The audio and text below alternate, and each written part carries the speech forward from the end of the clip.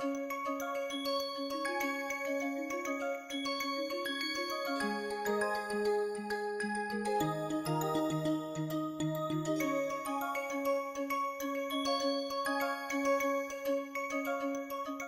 are going to start sequence stratigraphy, the subject developed chiefly with the works by the company Exxon. It's one of the most important branches in stratigraphy at present, and it has a vast application in resource geosciences, especially hydrocarbon geoscience. The subject deals with sea level changes and sedimentation. That the position of the shoreline is not constant in the geologically short time span of historical record is well known.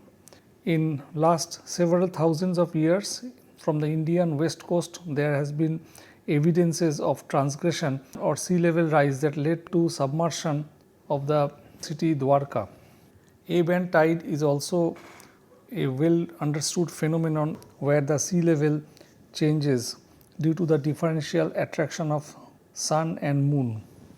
Tectonic activity is an important point that can move the crust vertically as well as horizontally.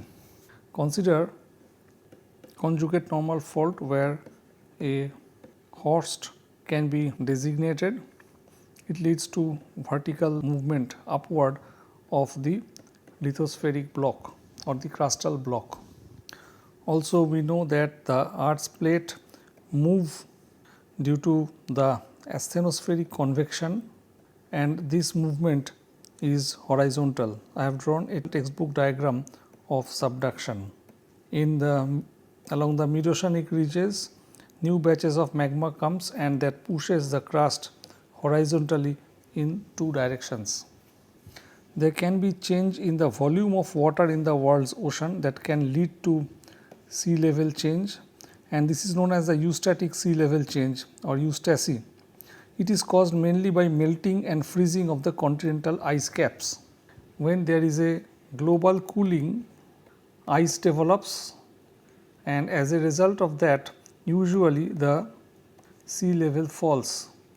Conversely, when there is global heating, sea level rises due to melting of the polar ice caps. There is one more reason why the sea level can change, and it is the sedimentation of sand, gravel and mud piled up at the shoreline that can result in the position of the shoreline moving away from its former position. Consider a simple diagram that this is a basin and sediments are coming. Suppose the sedimentation has happened like this, then naturally the shoreline has moved from this place to that place. This is the old and that is the new. This is said here. So, the three reasons that are given for the sea level change in long term, one is the tectonics, second is the global cooling or global heating, the third is the sedimentation process itself at the shoreline. So, the three factors summarized here: tectonic uplift, subsidence, eustatic sea level rise or fall, and sedimentation. Here comes the definition of sequence stratigraphy. The study of the relationships between sea level changes and sedimentation is often referred to as the sequence stratigraphy, a definition taken from 1998 publication. Let us look at changes to the shoreline, the different factors. We consider a starting point as this diagram. Consider a crab is sitting in the surface and here is a tree, and this is the water column. We will consider 5 different conditions 1, 2, 3, 4 and 5 and see how the sea level changes. The crab and the tree actually act as marker. Let us take scenario 1, this one, eustatic sea level rise. So, the water level which was here has moved up. Earlier the tree in contact with the surface was not in contact with water, but as we see here the tree is partly submerged. And what has happened? The water depth the crab was facing has increased. So, this is the eustatic sea level change and is nicely demonstrated with the cartoon with the two markers crab and tree. Now, we are going to see scenario 2, eustatic sea level fall. The water level which was initially here has gone down. So, the water depth the crab was staying has been reduced and the water level here has gone down. So, the water depth decreases. In the previous case it was water depth increases. Let us take scenario 3, uplift of the crust. Now, this uplift is due to tectonics. It can be fault controlled. This is scenario 3. So, one can see that this distance has increased, the level has moved up, and here this height also has increased. So, cumulatively the water depth has decreased. We will now consider scenario 4, subsidence of the crust. Here shown by the arrow, the crust has subsided and here also subsidence has happened. So, what has happened effectively, that the depth of water column the crab is facing has increased, water depth has increased and the tree is partly submerged in water. This subsidence can be controlled by tectonics. Consider a graben geometry, consider a graben mechanism or a half graben mechanism whereby crustal subsidence is possible. Now, we are going to see scenario 5, where addition of sediment at the shoreline. This yellow layer of figure 5 shows the sediment that has come. So, what has happened? Effectively the water depth where the crab is sitting has reduced and the tree is not submerged with water. What is the source of sediment? There are various rivers that are flowing and bringing sediments in the coastal region. If I compare the scenarios 1, 2, 3, 4 and 5, we observe that scenarios 1 and 4 are exactly the same. These two scenarios are exactly the same and a geologist may not be able always to distinguish between these two possible causes. What was the cause here? The sea level rises and here subsidence of the ground surface. Now, the same is true for scenarios 2 and 3. Here the water depth has decreased, but what is the true reason we may not always be able to find out. The sea level fell, or is it that the sea floor uplifted? Whereas scenario 5 has been called as subtle, not always possible to understand. Since we cannot distinguish the uplift and eustatic sea level fall at one side and subsidence of the ground and the eustatic sea level rise, at best we can use the term relative sea level or relative base level when looking at strata at one place. A real example of the base of the tree submerged in water, such as the scenarios 1 and 4, can be seen in this photograph. So, these cartoons have realistic touch. If there is a relative sea level rise, whatever be the reason, tectonics or ice melting, so that the shoreline will move landward, and this is referred as the transgression, a frequently used word in stratigraphy. On the other hand, movement of the shoreline seawards as a result of sedimentation occurring at the coast is known as regression, and if the regression is due to relative sea level fall, it is known as a forced regression. Now, the manifestation of sea level change, transgression regression, can be manifested in terms of the stratal records, the rock records, how the lithology varies vertically upward in changed environment. Let us take an example of transgression. Here, last part of land attached with water, and as water goes inside, this point moves towards the landward direction. So, initially in the foreshore area, this typical deposition that was happening here, when the water level has gone, the deposition will take place there. So, in this way we find depositional shift of the typical litho units. What is shown by the yellow dotted region can also be understood in terms of the other colors denoting the other rock types. Let us take the example of regression.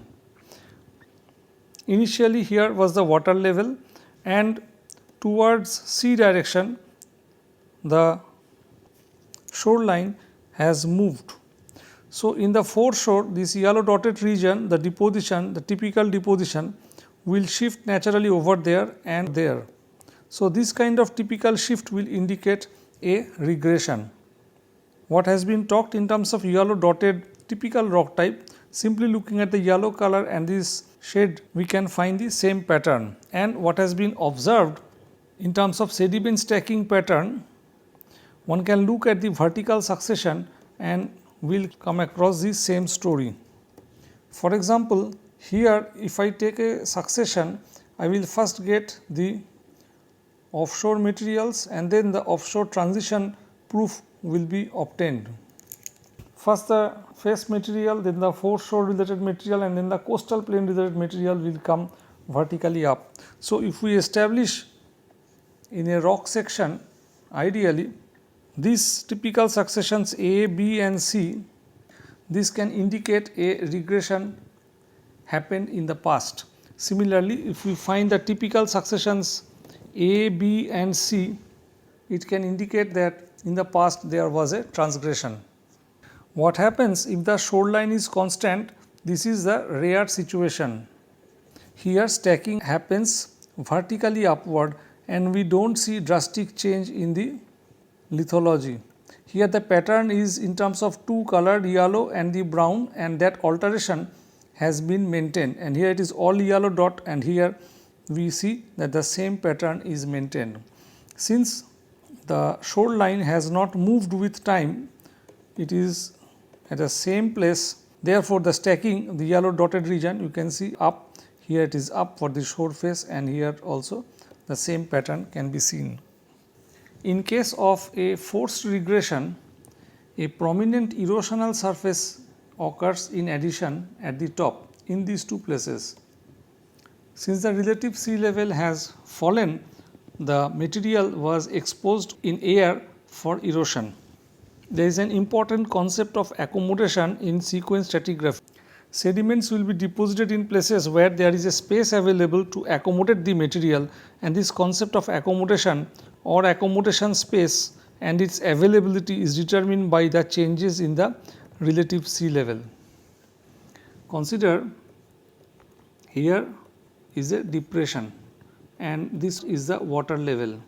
So, here this much of space is the accommodation space.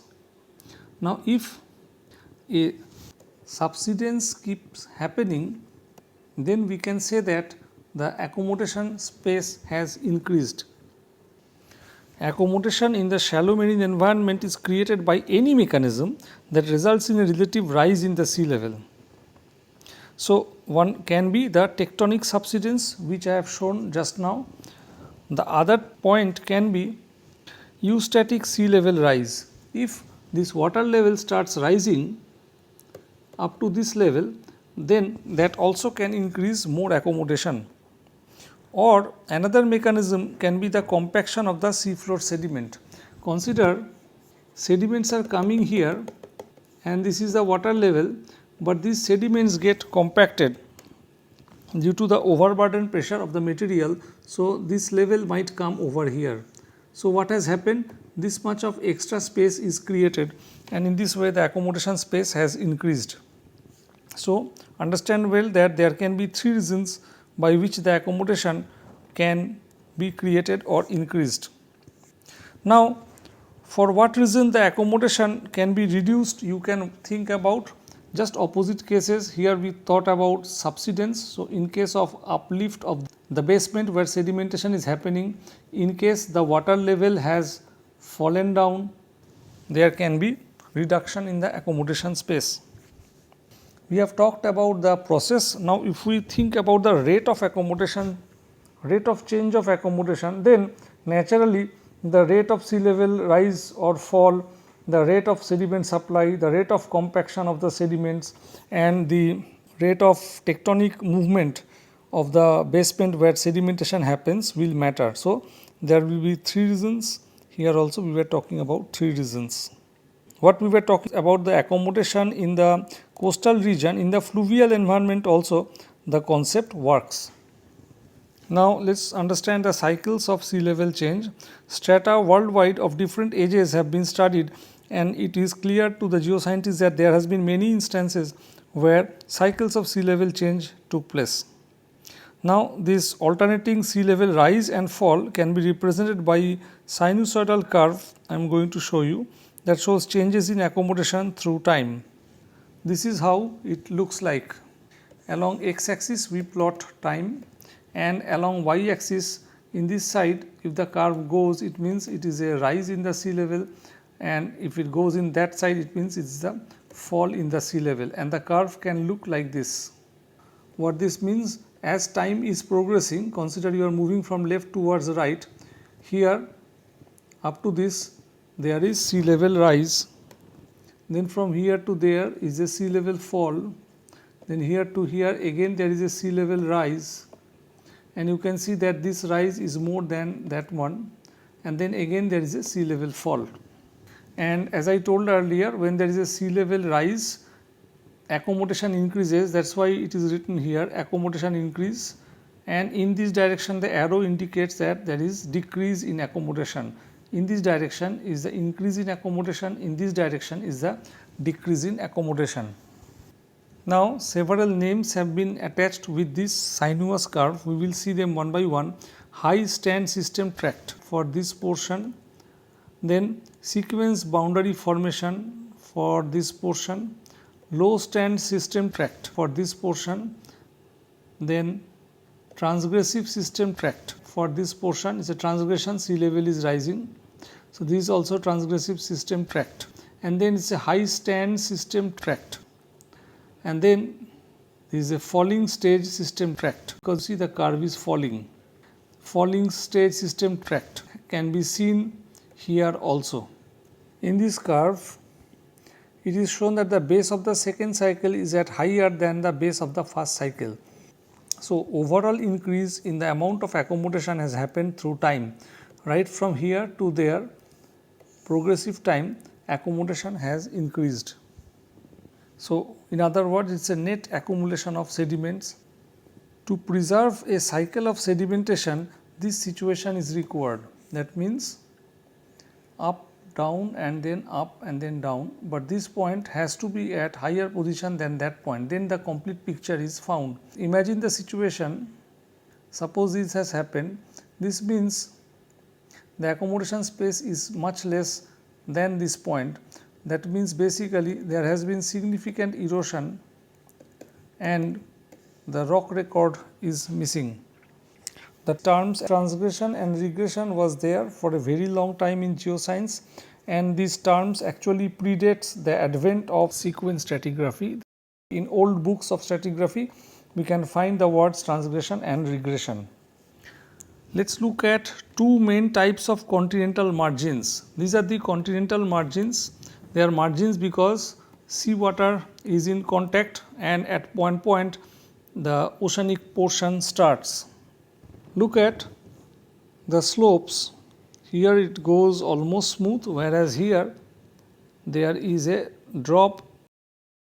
The first one is called the shelf break margin. Here a break has happened, and this kind of geometry is known as the ramp margin. We can look at the sequence stratigraphy for the shelf break margin and the ramp margin separately. In the shelf break margin, different terms representing different portions can be defined. Shelf break, here is a shelf break, change in curvature, this is the slope, and this is the deeper part of the basin. Whereas in this case, in the ramp margin, there is no shelf break, the curve goes smooth and the shelf extends into the deeper water. In this way we say that the shelf is extending into the deeper water region. We are going to see the sequence stratigraphy of the shelf break margin. Note this geometry of the shelf, and the same geometry is found in all these diagrams. We are going to discuss that first, and after this is done, we are going to pick up the ramp margin case. Let us understand what is a high stand. In this curve, this portion is stated as the high stand. and the high stand system tract can be found over here and so also over there.